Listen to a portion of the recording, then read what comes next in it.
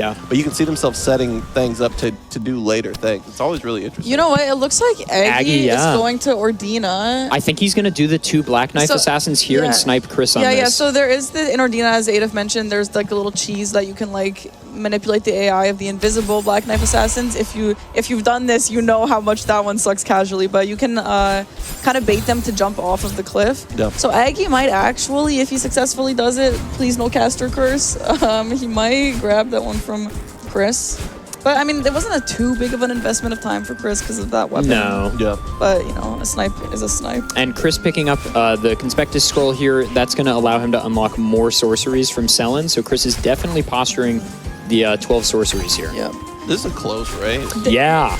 What I like about this race, and I mean, all the races are interesting for different reasons, but I do kind of like races like this where they're like basically 100% doing opposite things, and so they're kind of like you see them doing their own thing, and there's not too much like sniping going on. However, it is fun to watch a game where there are snipes, but like it's very hard not to get frustrated as a player when there are games where you literally have the exact same plan and you just keep getting sniped and sniped and sniped. Yeah. The snowballing is like the steamroll effect after that is because you have to pivot. Not only that, but you have to work twice as hard faster. The worst thing is when they snipe you and then you're like, all right, they're never going to do this square next. And then they do that one too and you're like, God fucking damn it.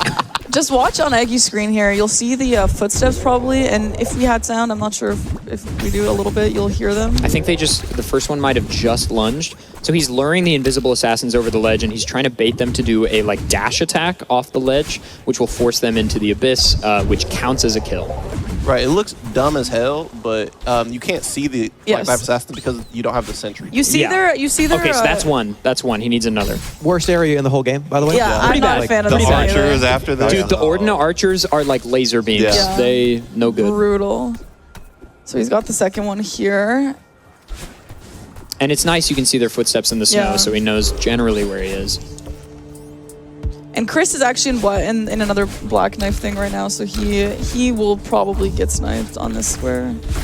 I mean, it looks like she's getting freaky. Is it a scenario where you just kind of turn to see that it's been filled, and you're like, oh shit? Well, yeah. There's a lot of times where like you literally you go to click the square, and then the other opponent clicks it, and you're just like, what the hell just happened? I have been sniped by less than a second before. Yeah. Which is like there's no, but you also like you kind of have to respect it. Like, when it's that. It's close. like, you saw what I was doing. Yeah. There's Aggie God, and you see Chris is like, oh. Yeah. It's like you click it, and it's the other color, and you're like, wait, something's wrong. Something's incorrect here. I was blue. We also, for the last season, the program we were using to track the squares, you could put sound effects in, and Chris and I, to try to lighten up the mood when we got sniped, when the opponent selected a square, it would do the vine boom sound effect, so that we would just not be so mad, because like you can't be mad when it's like... And then if they got a line, it would be the like metal pipe drop. Oh yeah. Just so that add a little brevity. We need an audio pack of like Germa just doing sound effects in the game. Your sound effects. You need a pipe drop. Yeah. Did you peek in my mic? I didn't hear anything. That was that was a decibel, and it was a certain frequency that was so loud and so high pitched. You didn't. You have to be under the age of 12 to be able to get 18 dogs just walked in here mad as hell. You know when you scream and you'll yell really loud on Discord, and it just kind of turns you on. Yeah. Okay. All right, Chris is in a hero's grave. What do we have here for hero's grave? Liurnia boss? Could be Liurnia bosses, could be tree spirits. He could be doing the hero's grave right at the beginning in the stranded graveyard, which leads to a tree spirit. Yeah. That looks to be the only things I see. Yeah, well, he's got a bunch of Liurnia bosses because he has Godric, he has Soldier of Godric, he has the Black Knife. I think this is definitely the Limgrave Hero's Grave. I think this is the... Oh, right, Limgrave, not Limgrave. That's right. Aggie's heading into Raya Lucaria for maybe Sorcerer? Remembrances, potentially. So he's going for this little skip here. It's a good one. Skips that first room there in Raya Lucaria. He's cash with it. That is a really nice skip. He threw the kukri there because enemies in Elden Ring are alerted by sound. So if you throw a kukri against a wall, enemies will be like, oh, what was that? They're basically Germa. Yeah. What a fine kukri noise. That was a sound effect. Everybody shut the fuck up. I gotta go check this out. I gotta go over here and listen to that and mimic it. I'm telling you, I was a bird in the past life. Yeah. You're not lying about this beast jaw. That's it is. Smoked insane. it. For a while, right when the game came out and players were routing hitless, this was a weapon that players really liked because the boss patterns hadn't been totally figured out yet. And if you can stand in the distance and just do the Ashabor, it's pretty nice. Insert mode spear. Yeah, exactly. Yeah. Ruining lives. So Chris is definitely going for his second tree spirit here. He just killed one, now heading to the one in Mount Gelmir. So it looks like Chris is going for that. Aggie, meanwhile, maybe just heading towards Remembrances, I guess. So Aggie's got Radon, and this would be his second. Capital access. Well, for what, though? Yeah. Moke Sewers, capital Moke access. Sewers, Morgoth's Great Rune. Yeah. Yeah, that's really it. Yeah. Is, I mean, these all... is that Great Rune in that huge pain in the ass? Yes. place? Yes. And that's why, we were kind of thinking, okay, if we get Morgoth's Great Rune, we should reshuffle. Then we were like, let's just not reshuffle, I guess. But usually when you see that on the board, it's like, shit. Yeah, that's the Fell Twins Yeah. fight on the bridge. Yep. What a weird fight. Awful joke. Just terrible timing for it. The first time I ever ran into the Fell Twins was on 9/11. Oh. Not even joking. Yeah, that's And brutal. everyone laughed at me. They thought I was setting up a bit. Swear to God, it was not a bit. What a weird coincidence. Just weird how life works out. weird. Now I have a question about the last tree spirit. Will Chris reroute back to Stormville, or where I is think the most so. likely? He'll do the Stormville one. That's Yeah. the lowest scaling, which is usually nice. Okay. Because the lower the enemy scaling is, obviously, the quicker he can kill them. And he already has Stormville Graces, which puts him right there. Yeah. If he has beside the lift in Stormville Castle, which he might not have, that puts him right there. But Secluded Cell, which is the Yeah. Godric Grace, is also not far. Got it. Yeah, he probably didn't do it first just because he wanted to see if he was even contesting that square.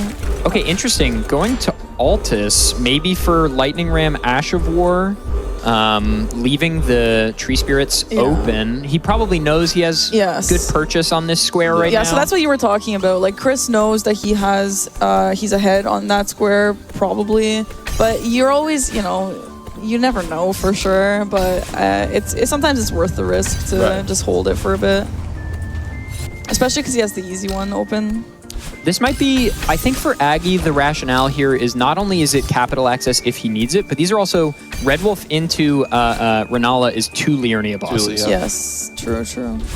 I forgot the wolf was in the game. Yeah. This guy. Sorry, Yeah, I just completely forgot that enemy was in the game. It's like there's like 150 bosses. I forget where some of them are. It's Yeah. crazy. Yeah. I like the Red Wolf. It's a little bit of a Sif knockoff. Red Wolf is like one of the bosses where once you get it down, it is so satisfying. Yeah. Like that is a boss that is really nice to fight once you get it. I like it because it's blow up or blow them up. Yeah. They won't. It's a stop very attacking. Dragon Ball fight. Yeah. Like you're either winning or Vegeta's winning. There's Yeah. no like. I hated this fight too. The Renala fight? You know what? The Renala fight is weird, and a lot of people don't like it for a lot of reasons, but also it is beautiful, and Phase 2 is probably the most beautiful fight in the whole game, or among the most beautiful fights in the whole game. It is just it's such a just beautiful, breathtaking everything. But yeah, the fight itself is pretty lame. Oh, Chris is doing the Tree Spirit in Altus. Okay, interesting. Yeah, that's an interesting choice. Maybe sign up for some later game stuff. Yeah, maybe just the synergy of Altus feels nice to him here. It does take a little bit to get to the one in Stormvale. I actually didn't think about this one at all. I feel like, in my opinion, it's not worth it just because you probably have so much more health.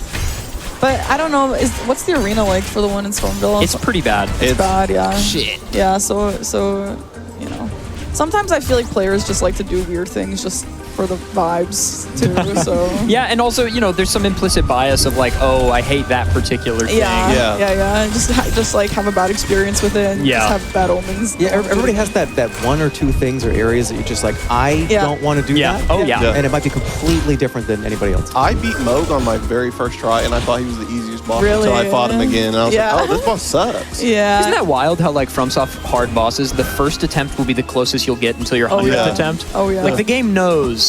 I swear there's like a first try thing. Yeah.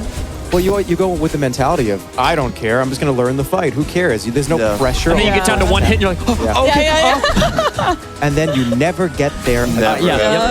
Yeah. Unless you're Aggie, who just stomps. Yeah, there's Renala down. I am so intrigued by Aggie's weapon choice here. The Mantis Blade, I mean, it is a solid weapon. It's very fast, and, you know, DPS is definitely good. It's just not a weapon I feel like I see players choose. Very, very interesting. I have never seen that weapon. Yeah, I don't didn't know much even know about it it either. existed until just There now. are so many goddamn There's like weapons in this 300 game. and something, yeah. I was about to do a weapon tier list, and I was like, well, I got to block off like 4 streams for that. I did a Shout out Rusty. I did an all from software boss tier list stream. Oh, yeah. And I did not realize how long that was going to Yeah. take. Oh, yeah.